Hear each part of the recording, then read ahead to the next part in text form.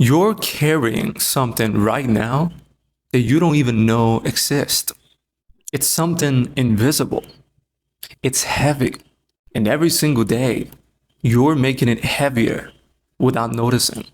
And this thing that you're carrying is destroying your capacity to love better.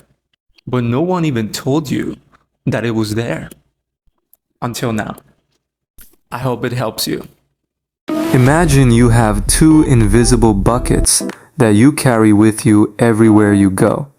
One is your love bucket and the other is your ignore bucket. Every single day, you decide which bucket to put things into. The love bucket is full of the things and people you care about. When you hug your dog, help a friend who fell down, or even just say thank you to your teacher, you are filling that bucket. Loving isn't just a feeling, it's an action. It's when you see someone else and think, I want them to be happy, just like I want to be happy. But then there's the ignore bucket. This is where we put things that are too hard to look at. Have you ever seen someone sitting alone on the playground and looked away because you didn't know what to say? Or maybe you saw a mess on the floor and walked past it because you didn't want to be the one to clean it up. That is ignoring suffering.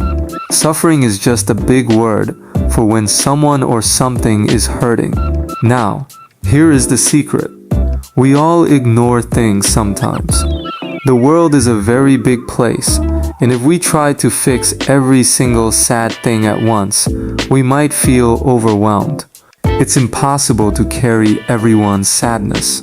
But the problem happens when our ignore bucket gets so heavy that we forget how to use our love bucket. If we practice looking away too much, our hearts start to get a little bit sleepy. We stop noticing when others are sad because we've trained our eyes to only see the easy stuff. So how much do you love and how much do you ignore? Think about your day yesterday. Did you spend more time noticing people's smiles or noticing when they needed a hand? Did you look away from a problem or did you try to help even just a little bit? You don't have to be a superhero to change the balance. You just have to be brave enough to look. When you see someone hurting, don't just walk past. Even a small "are you okay" can move something out of the ignore bucket and right into the love bucket. The more you choose to notice, the bigger your heart grows. And a big heart is one of the most powerful things in the world. So we have our two buckets. But here is the part that's a little bit tough to hear. Most of us have an ignore bucket that is way bigger than we'd like to admit. Think about it. While we are eating a yummy dinner, there are people who are hungry. While we are playing with our toys, there are animals who don't have homes. We don't do this because we are bad people. We do it because we are human. We can't see everything and we can't feel everything at once. Our eyes can only look at one thing at a time. This creates a big problem when we try to point fingers at other people. Have you ever seen someone do something mean or make a mistake and thought, wow, they are a bad person? It's easy to judge someone else's love bucket when we aren't looking at our own ignore bucket. The truth is, we don't know what is going on inside someone else's heart. We don't know what they've been through, what they are afraid of, or how many times they tried to be good and failed. Since we all have a habit of looking away from suffering when it gets too hard, none of us are perfect. And if none of us are perfect, none of us can truly be the judge of who is good or bad. Trying to judge someone else's morality, which is just a fancy word for how right or wrong they are, is like trying to finish a puzzle when you're missing half the pieces. You just don't have the full picture. There is only one who has the full picture. God is the only one who doesn't have an ignore bucket.